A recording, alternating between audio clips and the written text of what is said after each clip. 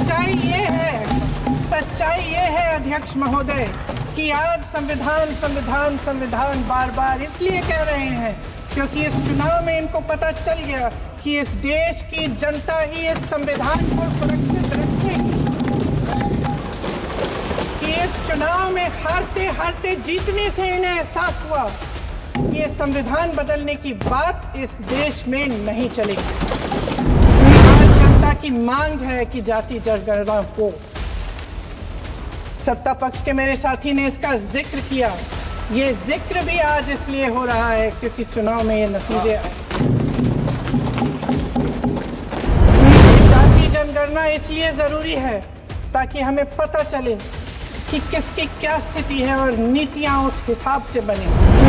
जब चुनाव में पूरे विपक्ष ने जोरदार आवाज उठाई कि ये जाति जनगणना होनी चाहिए, तो इनका जवाब देखिए। इनका जवाब भैंस चुरा लेंगे, मंगलसूत्र चुरा लेंगे, इनका ये जवाब था। श्रीमती प्रियंका गांधी वाड्रा।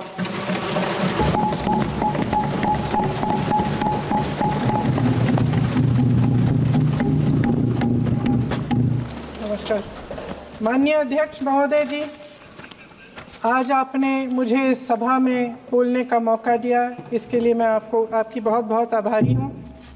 सबसे पहले जो सुरक्षाकर्मी, जो जवान अफसर 13 दिसंबर को संसद की सुरक्षा के लिए शहीद हुए, उनके प्रति मैं श्रद्धांजलि व्यक्त करना चाहती हूँ। महोदय, हजारों साल पुरानी हमारी देश की धर्म की एक पुरानी परंपरा रही है। ये परंपरा संवाद, चर्चा की रही है। एक गौरवशाली परंपरा है जो दर्शन ग्रंथों में, वेदों में, उपनिषदों में दिखती है। वाद विवाद और संवाद की हमारी पुरानी संस्कृति है। अलग अलग धर्मों में भी, इस्लाम में, सूफियों में, बौद्ध धर्म में, जैन धर्म में, सिख धर्म में भी ये वाद संवाद, ये चर्चा बहस, इसकी संस्कृति रही है। इसी परंपरा से उभरा हमारा स्वतंत्रता संग्राम। हमारा स्वतंत्रता संग्राम विश्व में एक अनोखा संग्राम था, एक अनोखी लड़ाई थी जो अहिंसा और सत्य पर आधारित थी। ये वाद संवाद की जो परंपरा है, इसको इस संग्राम ने आगे कैसे बढ़ाया? क्योंकि ये जो संग्राम था, ये जो लड़ाई थी हमारी आज़ादी के लिए, एक बेहद लोकतांत्रिक लड़ाई थी। इसमें देश के किसान, देश के जवान, देश के मजदूर, देश के अधिवक्ता, देश के बुद्धिजीवी, चाहे किसी भी जाति के हो, चाहे किसी भी धर्म के हों, चाहे किसी भी भाषा को बोलते हों, सब इस स्वतंत्रता संग्राम में शामिल हुए। सब ने हमारे देश की आज़ादी की लड़ाई लड़ी।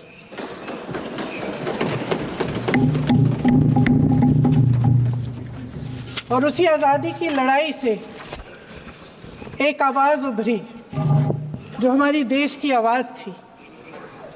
वो आवाज़ ही आज हमारा संविधान है।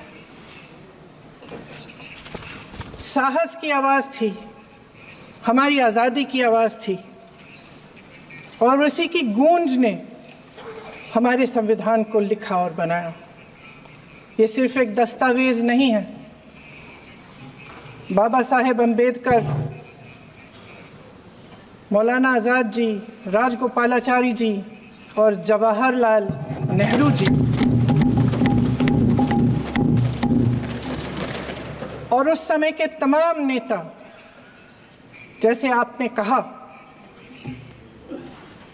इस संविधान को बनाने की जो कार्य में सालों के लिए जुटे रहे। हमारा संविधान इंसाफ, उम्मीद, अभिव्यक्ति और आकांक्षा की वो जोत है जो हर हिंदुस्तानी के दिल में जलती है। अध्यक्ष महोदय, इस ज्योत ने हर एक भारतीय को ये पहचानने की शक्ति दी कि उसे न्याय मिलने का अधिकार है, कि उसमें अपने अधिकारों के लिए आवाज उठाने की क्षमता है, कि जब वो आवाज उठाएगा तो सत्ता को उसके सामने झुकना पड़ेगा। इस संविधान ने हर एक देशवासी को ये अधिकार दिया कि वो सरकार बना भी सकता है और सरकार बदल भी सकता है। ये ज्योत जो हर हिंदुस्तानी के दिल में जलती है, उसने हर हिंदुस्तानी को ये विश्वास दिया कि देश की संपत्ति में, देश की दौलत में, संसाधनों में उसका भी हिस्सा है, कि उसे एक सुरक्षित भविष्य की उम्मीद का अधिकार है, कि देश बनाने में भी उसकी भागीदारी है। उम्मीद और आशा की ये ज्योत मैंने देश के कोने कोने में खुद देखी है। उन्नाव में मैं एक रेप पीड़िता के घर गई, उसे जलाकर मार डाला था। वो शायद 20-21 साल की होगी। हम सबके बच्चे हैं। हम सोच सकते हैं कि अगर हमारी बेटी के साथ बार बार बलात्कार हुआ और फिर जब वो अपनी लड़ाई लड़ने के लिए गई तो उसको जलाकर मार डाला गया होता तो हम पर क्या बीतती। मैं उस बच्ची के पिता से मिली। उसके खेत जलाए गए थे, उसके भाइयों को पीटा गया था, उसके पिता को बाहर से, घर के बाहर घसीट कर मारा गया था। उस पिता ने मुझे बताया कि बेटी, मुझे न्याय चाहिए। मेरी बेटी अपने एफआईआर को दर्ज करने के लिए जब जिले में गई तो उसको मना किया गया, अगले जिले में जाना पड़ा उसे। वो रोज सुबह 6 बजे उठकर तैयार होकर अकेली अपने मुकदमे को लड़ने के लिए अगले ज़िले में ट्रेन से जाती थी। उसके पिता ने मुझे कहा कि मैंने उससे कहा, बेटी अकेले मत जाओ, छोड़ दो ये लड़ाई। लेकिन उसकी बेटी ने उसको जवाब दिया कि नहीं पिताजी, मैं अकेली जाऊंगी, मैं लड़ूंगी, ये मेरी लड़ाई है, मैं इसको लड़ूंगी। ये लड़ने की क्षमता, ये हिम्मत उस लड़की को और करोड़ों भारत की नारियों को हमारे संविधान ने दी। आगरा में मैं अरुण वाल्मीकि के घर गई। अरुण वाल्मीकि पुलिस स्टेशन में काम करता था, सफाई का काम करता था। आप सोच सकते हैं हमारी तरह उसका भी परिवार था। नई नई शादी हुई थी, 2-3 महीनों का बच्चा था। पुलिस स्टेशन में चोरी हो गई। चोरी का इल्ज़ाम उस पर लगाया गया। उसके पूरे परिवार को उठाकर पुलिस स्टेशन में ले गए।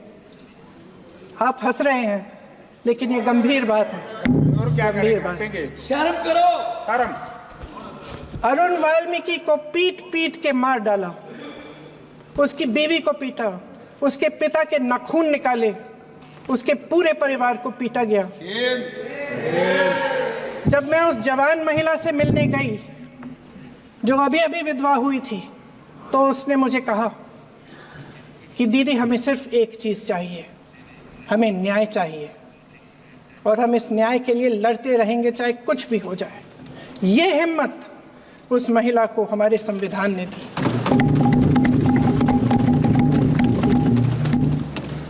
संभल के कुछ लोग आए थे हमसे मिलने जो मृतकों के परिवार के सदस्य थे। उसमें 2 बच्चे थे, अदनान और उजैर।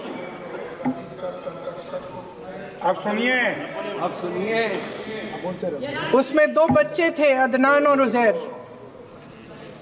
एक बच्चा मेरे बच्चे की उम्र का है, दूसरा उससे छोटा 17 साल का है। दर्जी के बेटे थे। दर्जी का एक ही सपना था कि वो अपने बेटों को पढ़ाएगा, लिखाएगा। एक बेटा डॉक्टर बनेगा, एक बेटा भी सफल होगा दूसरा बेटा भी अपने जीवन में सफल होगा। उनके पिताजी हर रोज उनको स्कूल छोड़ते थे। उस दिन भी स्कूल छोड़ने के बाद अपनी दुकान में चले गए। उन्हें पता नहीं था कि विवाद हो रहा है। उन्होंने भीड़ देखी, घर आने की कोशिश की तो पुलिस ने गोली से मार डाला। वो 17 साल का बच्चा अदनान मुझसे कहता है, वो 17 साल का बच्चा अदनान मुझसे कहता है कि मैं बड़ा होकर डॉक्टर बन के दिखाऊंगा, मैं अपने पिता का सपना साकार करूंगा। ये सपना, ये आशा उसके दिल में हमारे संविधान ने डाली। अध्यक्ष महोदय, हमारे देश के करोड़ों देशवासियों के संघर्ष में, अपने अधिकारों की पहचान में, इनकी कठिन से कठिन परिस्थितियों से लड़ने की अपार हिम्मत में और देश से न्याय की अपेक्षा में हमारे संविधान की ज्योत जल रही है। मैंने हमारे संविधान की ज्योत को जलते हुए देखा है और इसके साथ साथ ये भी समझा है कि हमारा संविधान एक सुरक्षा कवच है, एक ऐसा सुरक्षा कवच है जो देशवासियों को सुरक्षित रखता है, न्याय का कवच है, एकता का कवच है और अभिव्यक्ति की आज़ादी का कवच है। दुख की बात यह है कि मेरे सत्ता पक्ष के साथी जो बहुत बड़ी बड़ी बातें करते हैं, इन्होंने इन 10 सालों में यह सुरक्षा कवच, सत्ता पक्ष के मेरे साथियों ने ये सुरक्षा कवच तोड़ने का पूरा प्रयास किया है। संविधान में सामाजिक, आर्थिक और राजनीतिक न्याय का वादा है। ये वादा एक सुरक्षा कवच है जिसको तोड़ने का काम शुरू हो चुका है। लैटरल एंट्री और निजीकरण के जरिए ये सरकार आरक्षण को कमजोर करने का काम कर रही है। अगर लोकसभा में ये नतीजे नहीं आए होते तो ये संविधान बदलने का काम भी शुरू कर लेते। सच्चाई ये है अध्यक्ष महोदय कि आज संविधान बार बार इसलिए कह रहे हैं क्योंकि इस चुनाव में इनको पता चल गया कि इस देश की जनता ही इस संविधान को सुरक्षित रखेगी, कि इस चुनाव में हारते हारते जीतने से इन्हें एहसास हुआ कि ये संविधान बदलने की बात इस देश में नहीं चलेगी। आज जनता की मांग है कि जाति जनगणना हो। सत्ता पक्ष के मेरे साथी ने इसका जिक्र किया। ये जिक्र भी आज इसलिए हो रहा है क्योंकि चुनाव में ये नतीजे आए। ये जाति जनगणना इसलिए जरूरी है ताकि हमें पता चले कि किसकी क्या स्थिति है और नीतियां उस हिसाब से बने। इनकी गंभीरता का प्रमाण ये है कि जब चुनाव में पूरे विपक्ष ने जोरदार आवाज उठाई कि ये जाति जनगणना होनी चाहिए, तो इनका जवाब देखिए। इनका जवाब भैंस भाग भैंस चुरा लेंगे, मंगलसूत्र चुरा लेंगे, इनका ये जवाब था। ये गंभीरता है इनकी जाति जनगणना पर। महोदय, हमारे संविधान ने आर्थिक न्याय की नींव डाली, किसानों, गरीबों और को जमीन बांटी, भूमि सुधार किया, जिसका नाम लेने से कभी कभी आप झिझकते हैं और कभी कभी उनका नाम धड़ाधड़ इस्तेमाल किया जाता है अपने आप को बचाने के लिए। उन्होंने HAL, BHEL, SAIL, GAIL, ONGC, NTPC, railways, IIT, IIM, oil refineries, तमाम PSU बनाए। अध्यक्ष महोदय, उनका नाम पुस्तकों से मिटाया जा सकता है, उनका नाम भाषणों से मिटाया जा सकता है, लेकिन जो उनकी भूमिका रही इस देश की आज़ादी के लिए और इस देश के निर्माण के लिए, वो इस देश से कभी मिटाया नहीं जा सकता। 75 सालों में जनता का भरोसा रहा कि नीतियां बनेंगी तो जनता की भलाई के लिए बनेंगी। जल जंगल जमीन का अधिकार मिला आदिवासी भाई बहनों को। इंदिरा जी ने बैंकों का राष्ट्रीयकरण करवाया, खदानों का राष्ट्रीयकरण कराया। कांग्रेस और यूपीए की सरकारों में शिक्षा का, भोजन का अधिकार मिला। 75 सालों में जनता का भरोसा मिला।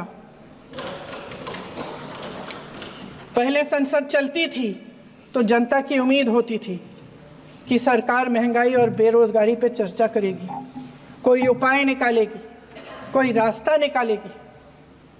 लोग मानते थे कि अगर कोई नई आर्थिक नीति बनेगी तो देश की अर्थव्यवस्था को मजबूत बनाने के लिए बनेगी, तो भारतीय बाजार को मजबूत बनाने के लिए बनेगी, उनके भविष्य को मजबूत बनाने के लिए बनेगी। किसान और आदिवासी भाई बहन भरोसा करते थे कि यदि जमीन के कानून में संशोधन होगा तो उन्हीं की भलाई के लिए होगा। आप नारी शक्ति की बात करते हैं। आज चुनाव की वजह से शायद इतनी बातचीत हो रही है नारी शक्ति के बारे में, क्योंकि हमारे संविधान ने महिलाओं को यह अधिकार दिया, उनकी शक्ति को परिवर्तित किया वोट में। और आज आपको पहचानना पड़ रहा है कि महिलाओं के बिना, कि नारी शक्ति के बिना ये सरकारें नहीं बन सकती हैं। इसीलिए आज आप नारी शक्ति की बातें दोहरा रहे हैं। जो आप नारी शक्ति का अधिनियम लाए हैं उसको लागू क्यों नहीं करते? वो 10 साल बाद लागू क्यों होगा? क्या आज की नारी 10 साल इंतजार करेगी उसके लागू करने के लिए? क्या बात है, क्या बात है।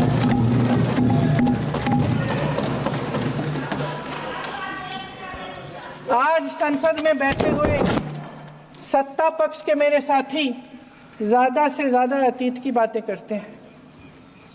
1900 किस में क्या हुआ, कब हुआ, नेहरू जी ने क्या किया।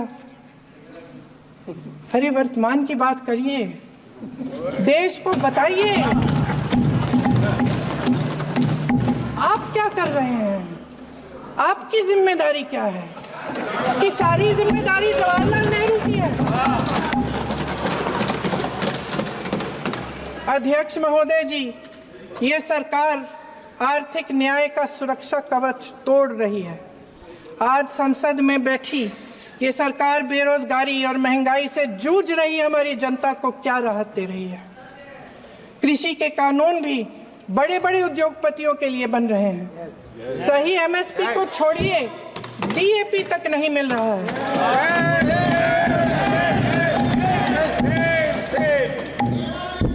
वायनाड से लेकर ललितपुर तक इस देश का किसान रो रहा है।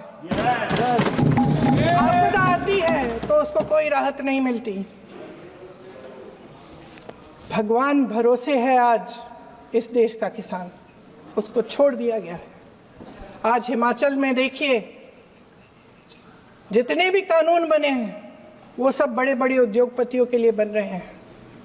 हिमाचल में जो सेब उगता था उसके जो छोटे छोटे किसान हैं वह रो रहे हैं, क्योंकि एक व्यक्ति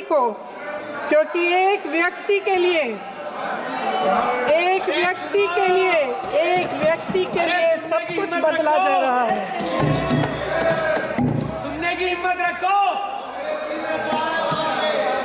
मैं अध्यक्ष महोदय जी, अध्यक्ष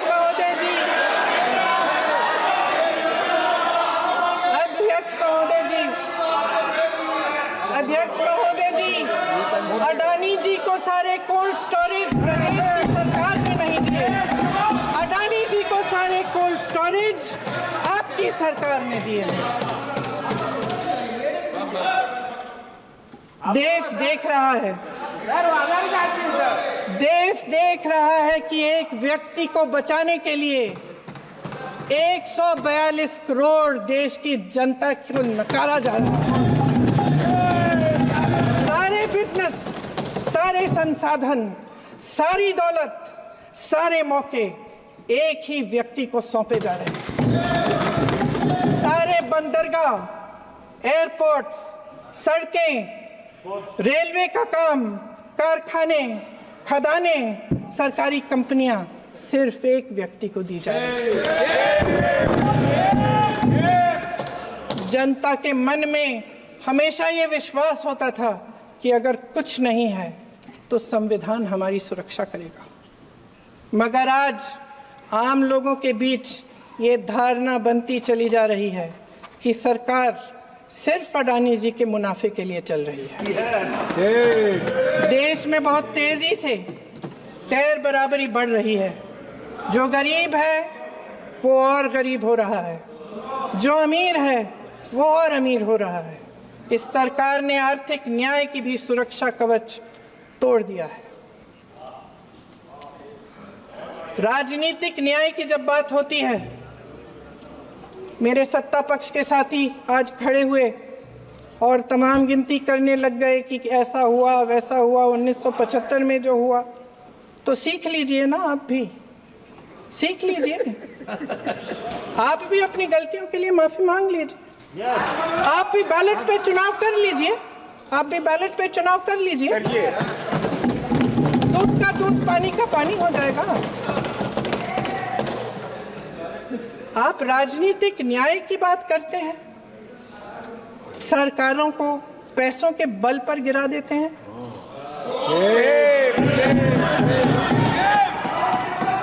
मेरा आग्रह है कि अपन संविधान में सकारात्मक बोले।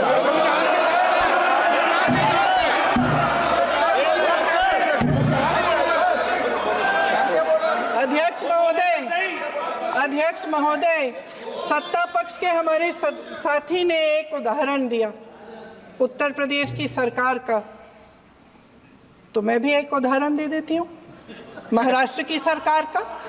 मैं भी एक उदाहरण दे देती हूँ हिमाचल की सरकार को तोड़ने की कोशिश किसने की, पैसों के बल पे की, गोवा की सरकार।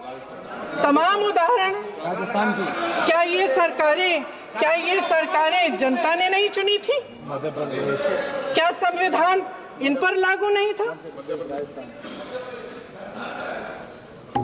पूरी देश की जनता जानती है कि इनका हंसती है, जानती है कि इनके यहाँ तो वॉशिंग मशीन है।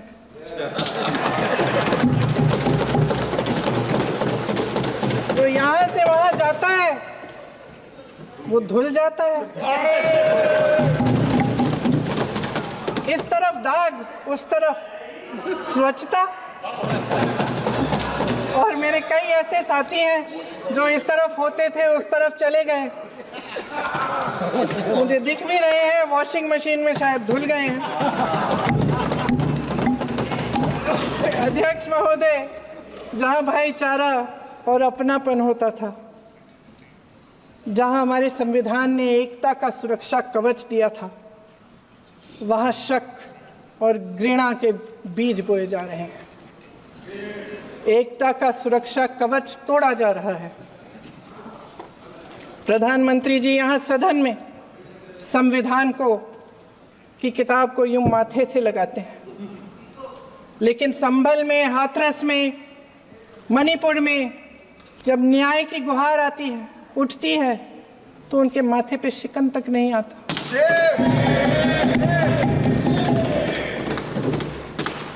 शायद समझ नहीं पाए हैं कि भारत का संविधान संघ का विधान नहीं है।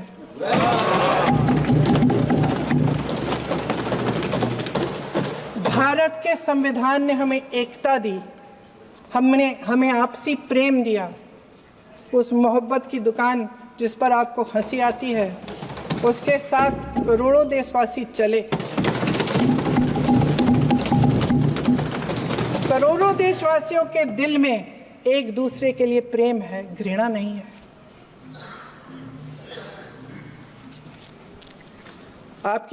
इनकी जो विभाजनकारी नीतियां हैं, उसका नतीजा हम रोज देखते हैं। राजनीतिक फायदे के लिए संविधान को छोड़िए, देश की एकता को भी ये रख नहीं सकते। इसकी सुरक्षा नहीं कर सकते। हमने संभल में देखा, मणिपुर में देखा। दरअसल इनका कहना है कि अलग अलग इस देश के अलग अलग हिस्से हैं, कैमरा लेकिन हमारा संविधान कहता है कि ये देश एक है और ये देश एक रहेगा। जहां खुला विवाद होता था, अभिव्यक्ति का सुरक्षा कवच होता था, इन्होंने भय का माहौल पैदा किया है। सत्ता पक्ष के मेरे साथी अक्सर 75 सालों की बात करते हैं, लेकिन इन 75 सालों में ये उम्मीद, आशा, ये अभिव्यक्ति की ज्योति कभी थमी नहीं, कभी बुझी नहीं। इस देश की जनता ने खुलकर आलोचना की, निडर होकर धरने किए, प्रदर्शन किए। जब जब जनता नाराज हुई तब तब सत्ता को ललकारा, उसे चेतावनी दी, बड़े से बड़े नेताओं को कटघरे में खड़ा किया, उनसे जवाब मांगा, न्याय मांगा। इस देश के छोटे छोटे से नुक्कड़ की दुकानों में, चाय की दुकानों में, इस देश के घरों में, गलियों में, मोहल्लों में, अखबारों में, प्रकाशन घरों में, न्यायपालिकाओं में चर्चा कभी बंद नहीं हुई। लेकिन आज ये माहौल नहीं है। आज जनता को सच बोलने से डराया जाता है, धमकाया जाता है। पत्रकार हो या विपक्ष का नेता हो या किसी यूनिवर्सिटी का प्रोफेसर हो, छात्र संघ हो या कर्मचारियों का संगठन हो, सबका मुंह बंद कराया जाता है। किसी पे ईडी, किसी पे सीबीआई, किसी पे इनकम टैक्स, फर्जी मुकदमे लगवाए जाते हैं, जेल में डाल दिया जाता है, विपक्षी नेताओं को जेल में डाल दिया जाता है, उनको सताया जाता है। किसी को नहीं छोड़ा इस सरकार ने।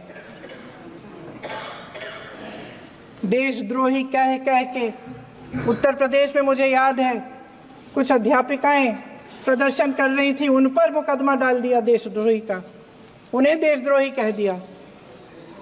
इन्होंने देश का पूरा माहौल भय से भर दिया है।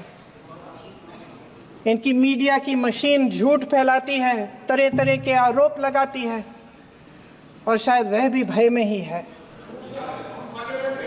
महोदय, मैं इस सदन को याद दिलाना चाहती हूँ कि ऐसा डर का माहौल देश में अंग्रेजों के राज में था।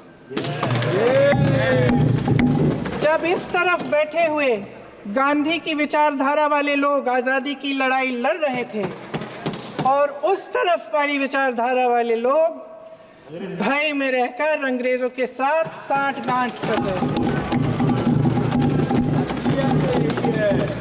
लेकिन अध्यक्ष महोदय, भय का भी अपना स्वभाव होता है। भय फैलाने वाले हमेशा भय का खुद शिकार बन जाते हैं। ये प्रकृति का नियम है। आज इनकी भी यही हालत हो गई है। भय फैलाने के इतने आदी हो गए हैं कि खुद भय में रहने वाले हैं, चर्चा से डरते हैं, आलोचना से घबराते हैं। कई दिनों से हम मांग रहे हैं कि चर्चा करिए, लेकिन चर्चा करने की हिम्मत ही नहीं है।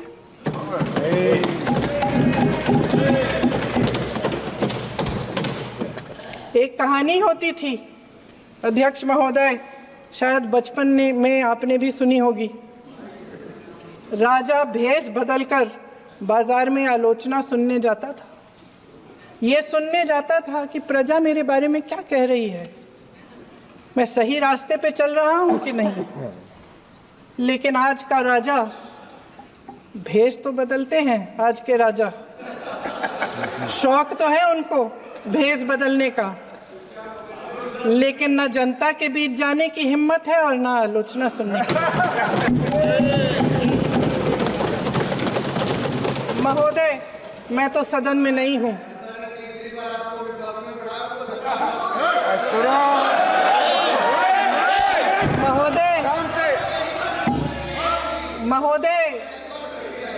महोदय, जनता में बहुत विवेक है, ये सही है।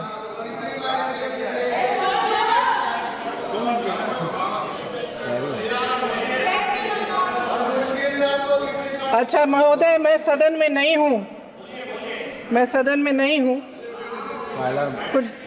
हाँ ठीक है, मैं सदन में नहीं हूँ, मात्र 15 दिनों से आ रही हूँ, लेकिन मुझे ताज्जुब होता है कि इन 15 दिनों में इतनी बड़े बड़े इश्यूज़ हैं, इतनी बड़ी बड़ी बातें हैं, प्रधानमंत्री जी मात्र एक दिन के लिए शायद 10 मिनट के लिए दिखे हैं सर।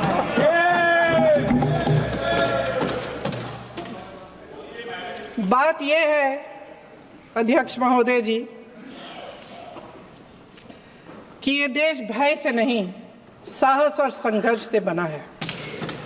इसको बनाने वाले देश के किसान, जवान, देश के करोड़ों मजदूर और गरीब जनता है। संविधान इनको साहस देता है। मेहनती मिडिल क्लास है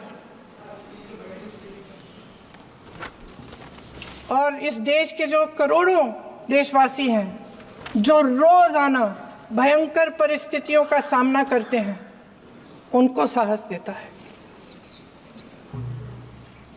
वायनाड में जो आपदा आई, उसमें एक छोटा लड़का था 17 साल का। 6 घंटों के लिए उसने अपनी माँ को बचाने की कोशिश की। 6 घंटों के लिए आप सोच सकते हैं कि अगर नदी की धारा बह रही है, नाराज है, आप अपनी माँ को पकड़े हो, 6 घंटों के लिए पकड़े रखते हो कि मेरी माँ बच जाएगी और अंत में वो माँ भी बह जाती है। उस लड़के का साहस, उन महिलाओं का साहस जो पीड़ित हैं लेकिन फिर भी अपनी लड़ाई लड़ रहे हैं, उन संभल के बच्चों का साहस जिनके पिताजी अभी अभी गुजर गए लेकिन फिर भी उनके सपनों को साकार करने की हिम्मत है, उनका साहस है। वो साहस इस संविधान ने दिया है।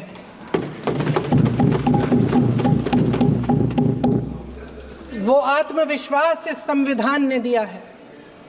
ये देश भय से नहीं चल सकता, ये देश साहस से ही चलेगा। भय की भी सीमा होती है और जब वो सीमा पार हो जाती है, जब किसी को इतना दबाया जाता है कि उसको लगने लगता है कि अब मेरे पास खोने के लिए कुछ नहीं है, तब उसमें एक ऐसी शक्ति पैदा होती है जिसके सामने कोई कायर खड़ा नहीं हो सकता। ये देश कायरों के हाथों में ज्यादा देर तक कभी नहीं रहा है। ये देश उठेगा, ये देश लड़ेगा, सत्य मांगेगा, सत्यमेव जयते। जय हिंद।